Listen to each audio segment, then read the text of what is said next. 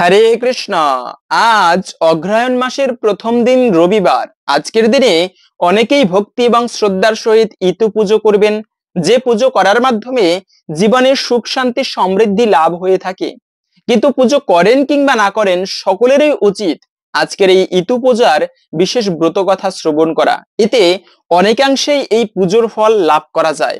তাই এই যারা অগ্রহায়ণ মাসের প্রতি রবিবারে ইতু পুজো করা হয়ে থাকে এবং অগ্রহায়ণ মাসের সংক্রান্তির দিনে সেই ইতু পুজোর সামগ্রীগুলি বিসর্জন দেওয়া হয়, তাই সকলকেই বলবো আজকের এই পর্বটি ইতু পূজার ব্রত কথা ভক্তি ভরে আসুন শ্রবণ করি। সকলকে স্বাগতম জানাচ্ছি আমাদের এই ধর্মীয় তথ্যমূলক চ্যানেলে। আমরা চেষ্টা করি এরকমই সনাতন ধর্মের ধর্মীয় তথ্যগুলোকে আপনাদের সাথে উপস্থাপন করতে, শেয়ার করতে। তাই যদি আজকের এই তথ্যগুলো জেনে আপনার ভালো লেগে থাকে, অবশ্যই একটা লাইক করে কমেন্টে জয় মা লক্ষ্মী দেবীর জয় একবার হলেও লিখে যাবার অনুরোধ জানাচ্ছি। দেখেন, এই যে অগ্রহায়ণ মাস, বছরের এই অগ্রহায়ণ মাস ছিল বছরের প্রথম মাস। অগ্রহায়ণ মানে অগ্রে যে মাসটি ছিল সেটি ছিল অগ্রহায়ণ মাস। এখন যেরকম বৈশাখ মাস, তাই অগ্রহায়ণ মাস এই মাসটি হচ্ছে কিন্তু মা লক্ষ্মীর মাস। এই মাসে প্রতি রবিবারে এবং বৃহস্পতিবারে লক্ষ্মী পুজো করার মাধ্যমেও বিশেষভাবে মা লক্ষ্মীর কৃপা লাভ করা যায়। পাশাপাশি এই মাসটিকে সূর্য দেবতার মাসও বলা হয়। প্রতিদিন অর্ঘ্য নিবেদন করা হয় সূর্য দেবতাকে, যার কৃপায় জগতের প্রাণ স্বরূপ বলা হয়েছে। সেজন্য এই যে প্রথম দিনই পড়েছে রবিবার, ইতু পুজোর দিন, ইতু লক্ষ্মীর ব্রত কথা। আমরা বেশি দেরি না করে শ্রবণ করতেছি ইতু লক্ষ্মীর ব্রত কথা। মূলত ইতু পুজো ঘট স্থাপন করে করা হয়। ঘট বসিয়ে নিচে পঞ্চশস্য রেখে তার উপরে ঘট স্থাপন করে সেই ঘটের উপরে দিতে হয় ধান, হলুদ ও কচু গাছ এবং মটর, সর্ষে, শুশুনি, কলমি এবং বটবৃক্ষের পাতা, এগুলো দিয়ে তারপরে রয়েছে বেলপাতা, পুষ্প এবং পুষ্পের মালা দিতে হয়, দূর্বা, এগুলো দিয়ে তারপরে ইতু পুজো করা হয়। এভাবে মূলত পুজো শেষ করে সংক্রান্তির দিনে সেই ঘট বিসর্জন দিতে হয়। তবে পুজো করেন কিংবা না করেন, এখন শ্রবণ করি আসুন সেই ইতু পুজোর ব্রত কথা। শ্রবণাম মঙ্গলম শ্রবণ করলেও অনেকাংশেই এই ব্রতের ফল লাভ করা যায়। ধৈর্য ধরে এই ইতু পুজোর ব্রত কথাটি আসুন শ্রবণ করি। ইতু পুজোর ব্রত কথা। এক রাজ্যে এক গরিব বামনী বাস করত। তাদের উম্ন আর ঝুম্ন নামে দুটি মেয়ে ছিল। একদিন বামুনের খুব পিঠে খাবার ইচ্ছে হওয়ায় সে সব জিনিস জোগাড় করে নিয়ে এলো। বামুনি রাত্রির বেলায় পিঠে করতে লাগলো আর বামুন রান্নাঘরের পেছনে চুপ করে বসে পিঠে গুনতে লাগলো। এরপর বামুনকে খেতে বসিয়ে বামুনি যখন পরিবেশন করছেন, তখন বামুন বলল, দুখানা পিঠে কম হলো কেন? বামুনি বলল যে সে তার মেয়ে দুটিকে দুখানা পিঠা খেতে দিয়েছে। এই কথা শুনে বামুন খুবই রেগে গেল, কিন্তু কিছু বলল না। এরপর একদিন সকালবেলা বামুন বামুনিকে বলল, আজ উম্ন ঝুম্নকে ওদের পিসি বাড়ি রেখে আসবো। পিসি বাড়ি থাকলে দুটো খেতেও পাবে, আর পরে ওখান থেকেই ওদের বেধার ব্যবস্থা হতে পারবে। আবার বোনের অবস্থা খুব ভালো। আমি এতদিন অভিমান করে যাইনি বোনের বাড়িতে। বামুনি খুশি না হলেও মুখে কিছুই বলতে পারলো না। বামুন উম্ন ঝুম্নকে নিয়ে বাড়ি থেকে রওনা দিল। অনেকখানি হাঁটার পর বেলা প্রায় দুপুর। বামুন মেয়ে দুটিকে নিয়ে একটা বনের মধ্যে ঢুকলো। মেয়ে দুটি খিদে তেষ্টায় খুবই কাতর হয়ে পড়েছিল। তারা আর বসে থাকতে পারলো না। একটি বট গাছের ছায়ায় তাদের বাবার কোলে মাথা রেখে ঘুমিয়ে পড়লো। বামুন এইটাই চাইছিল।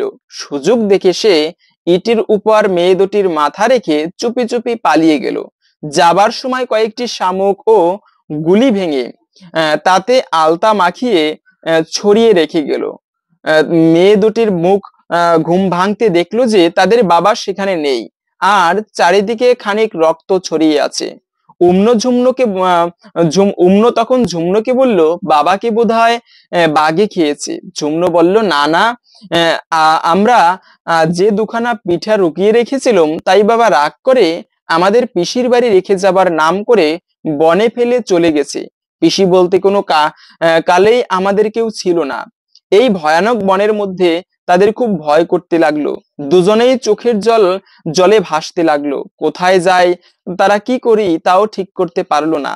এমন সময় দূরে বাঘের গর্জন শোনা গেল।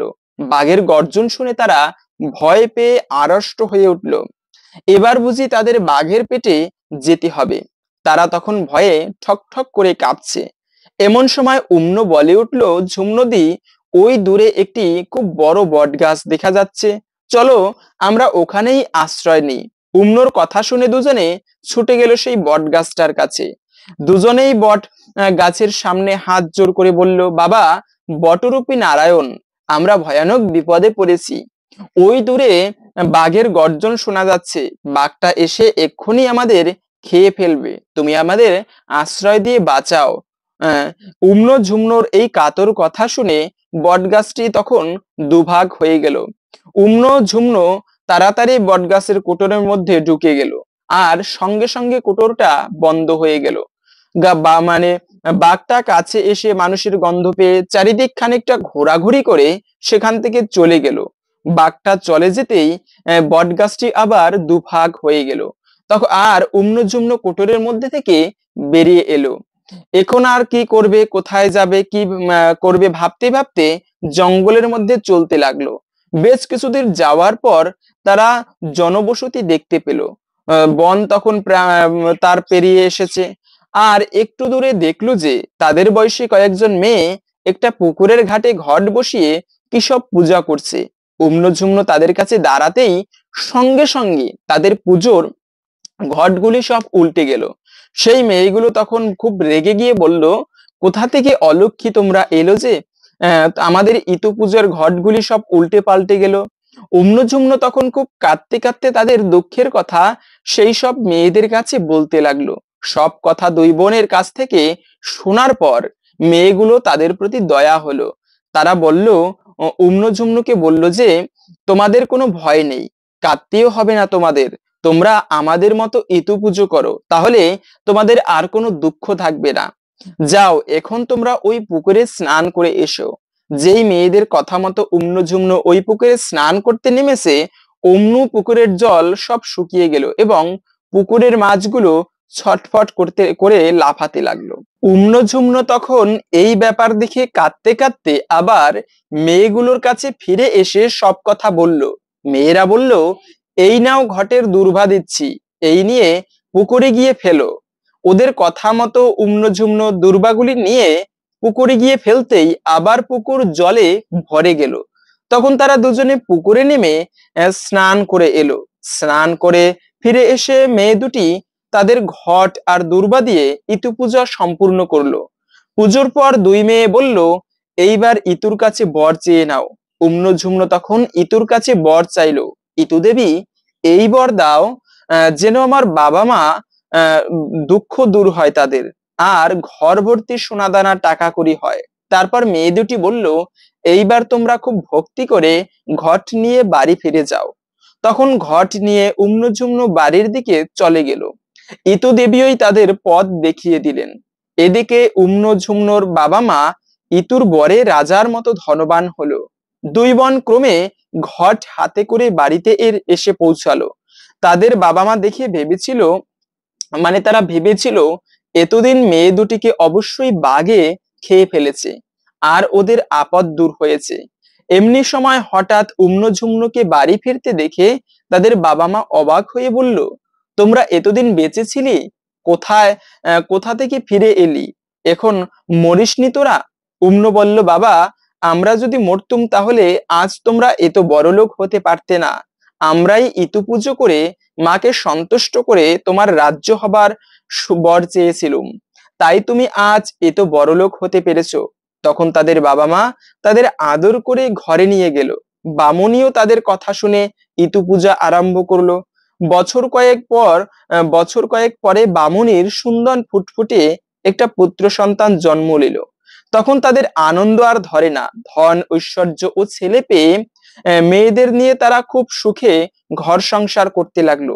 এইভাবে কিছুদিন কেটে যাবার পর একদিন এক রাজপুত্র কোটাল পুত্র দুই বন্ধু মিলে অনেক লোকজন সঙ্গে নিয়ে বামুনির বাড়িতে এসে হাজির হলো।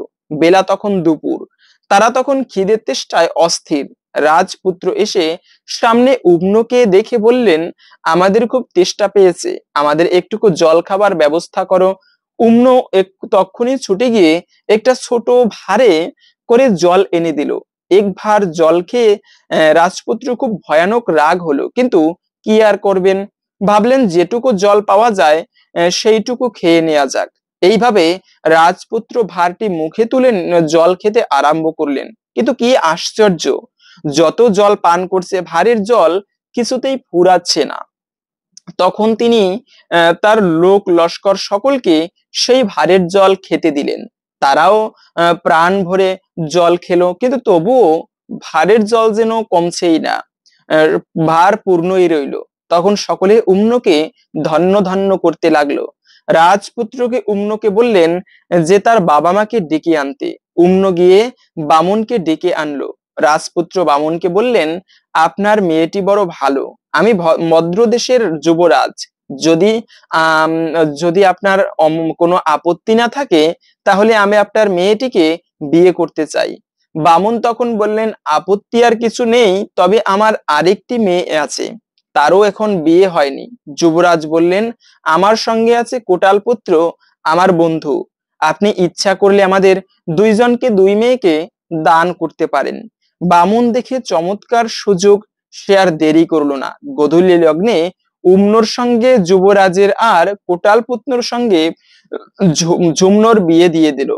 আরে মানে পরের দিন উমনো ঝুমনোর শ্বশুর বাড়ি যাবার সময় বামুনি বললেন, তোরা কি খেয়ে শ্বশুর বাড়ি যাবি? উমনো বলল, আমি রাজার রানী, দাঁতখনি চালের ভাত আর মাগুর মাছের ঝোল ভাত খেয়ে রেঁধে দাও, তাই খেয়ে পান চিবোতে চিবোতে হাতের পিঠে বসে শ্বশুর বাড়িতে যাব। আর ঝুমনো বলল, আজ অগ্রহায়ণ মাসের রবিবার, ফলমূল নিরামিষ খেয়ে ইতুর ঘট মাথায় নিয়ে আমি হাতির পিঠে চড়ে শ্বশুর বাড়ি যাব। শেষ পর্যন্ত দুই বোনের খাবার দুই রকম ব্যবস্থা হলো। তারা খেয়ে দিয়ে যে যার স্বামীর সঙ্গে হাতির পিঠে চড়ে শ্বশুর বাড়িতে রওনা হলো। উম্ন যে পথ দিয়ে যেতে লাগলো সেখানে তাদের সামনে পড়লো গৃহদাহ, মকর দুর্ভিক্ষ ও যত সব অমঙ্গলের চিহ্ন।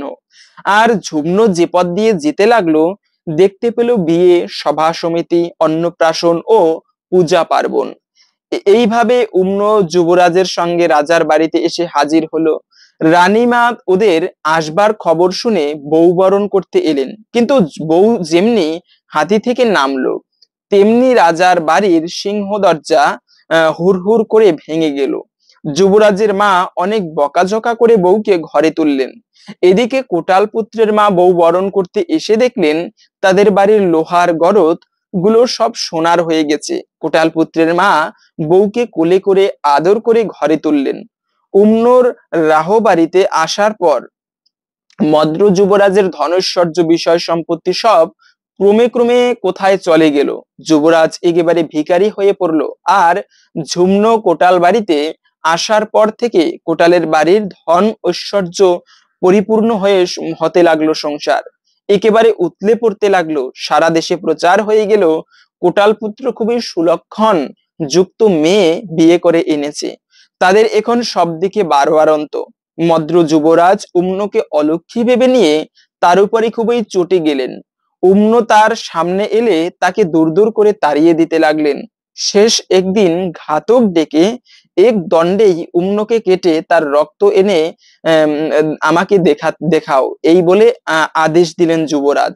ঘাতক যুবরাজের হুকুমে উম্নকে শ্মশানে নিয়ে গিয়ে ছেড়ে দিল, আর একটা শিয়ালকে কেটে এনে তার রক্ত যুবরাজকে দেখালো।